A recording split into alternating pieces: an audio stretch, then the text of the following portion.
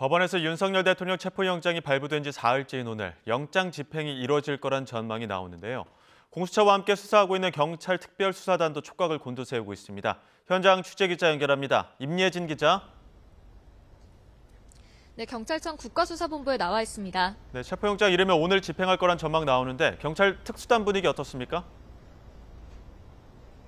네, 영장이 발부된 지 사흘째 되고 있지만 경찰에서는 공식적인 입장은 내지 않고 있습니다.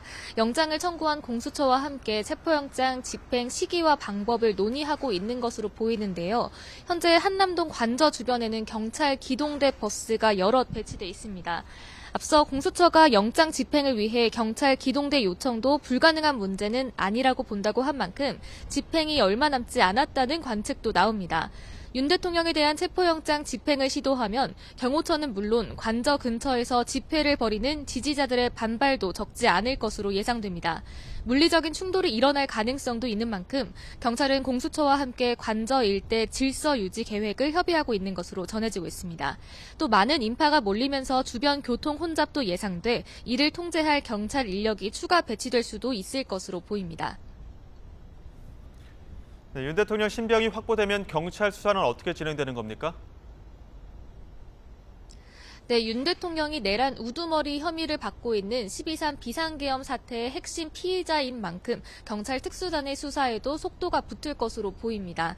경찰은 한덕수 국무총리 등 당정 관계자 21명과 군인 19명 등 45명을 입건해 조사하고 있는데요. 대부분 한 차례 이상 조사를 마친 상황입니다. 여기에 윤 대통령이 수사기관에 출석해 비상계엄 진행 상황에 대한 진술을 하게 된다면 앞서 확보한 증거 진술들을 교차 검증할 수 있게 됩니다. 기소 등 관련자들에 대한 절차가 빠르게 진행될 것으로 보이는 이유입니다. 이런 가운데 대통령 신병을 확보하면 체포 장소 인근 경찰서나 공수처로 인치하는데 공수처로 향할 가능성이 높아 보입니다. 또 이와 함께 대통령 신문 시 경찰이 함께 입회할지는 아직 공수처와 협의 중인 것으로 파악됐습니다. 지금까지 경찰청 국가수사본부에서 YTN 임혜진입니다.